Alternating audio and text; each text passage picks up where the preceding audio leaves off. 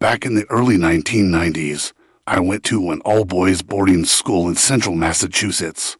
My roommate was a boy named Dustin Delgado. He spent most of his life in Texas, but had been living with relatives in California. He was of Mexican, Navajo, and European descent. Dustin was popular with the other boys in the school. He was handsome, funny, intelligent, charismatic, and confident. He was physically the strongest kid in the school, but he never bullied anyone. Kids who were bullied saw him as their protector. Dustin cultivated the image of a streetwise gangsta and listened to hip-hop, although he was only in his early teens. He regaled the other boys with tales of his sexual exploits with girls and even a 30-year-old woman. He claimed he got a girl pregnant. I never knew whether to believe him or not, but beneath his tough facade was a gentle and sensitive soul. Dustin was a talented artist and writer, especially of poetry. Dustin and I bonded as roommates. He ended up spending the summer of '92 with me at my grandparents' Cape Cod beach house. We spent the summer swimming, biking, and boating. My grandparents adored him. He even got my grandfather to tell painful stories of his World War II experiences I'd never heard. At boarding school, Dustin and I shared a room with an older boy named White Crow. He was a Native American from Montana. He was proud of his heritage. He was the grandson of a medicine man, and he seemed to have access to special knowledge and abilities. I had seen White Crow exercise mind control on the adult staff of the school. One night, when we were drifting off to sleep, we were having a talk. At some point, we stopped talking, but were able to telepathically continue our conversation. I was pretty freaked out by that. In the summer of 1993, our friend, White Crow, invited me and Dustin to visit his home on the Crow Reservation in Montana. I was in awe of the Crow Reservation.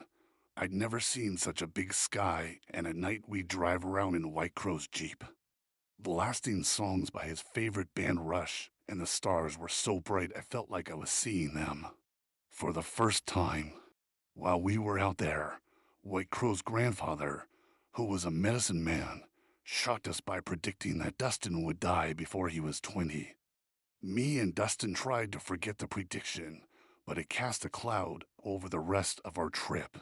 But things were about to get weirder still.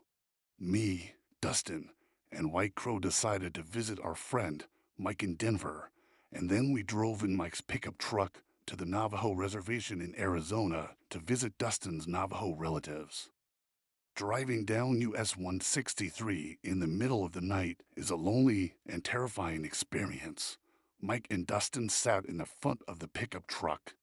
White Crow and I rode in the bed of the truck in the open, and White Crow told me about the local stories of skinwalkers. Dustin's Navajo relatives lived in a small family compound consisting of several trailers off 163 just outside of Kayenta. We arrived at about 1 in the morning. The four of us were fed by an elderly relative of Dustin's, and then we camped out in a trailer that had belonged to her late son. A couple hours later, at about 4 in the morning, we were roused by the sound of the family dogs barking outside and the motion-sensitive yard lights going on. Something was outside our trailer. Dustin and White Crow looked out the window and told me and Mike they needed to go outside to deal with something. They ran outside. Dustin didn't even bother slipping jeans or a t-shirt on. He was only wearing boxer shorts. Me and Mike were to stay put, but I couldn't resist watching from the door. Standing outside the trailer was an old Navajo man with a walking stick. He looked ragged and wore a blindfold over his eyes. The dogs whimpered as he walked by. He gave off a vibe of pure evil. He asked to come into the trailer to rest. He wanted water. Dustin told him to leave. The old man replied, "In our culture, we venerate our elders. Boy," Dustin told him, "I know what you are, and I'm not afraid." The old man said, "You should be." Dustin said, "You gonna kill me?" The old man said something I couldn't hear and walked off into the night. Dustin and White Crow seemed shaken by whatever the old man had whispered to them, but they refused to tell me and like what he'd said.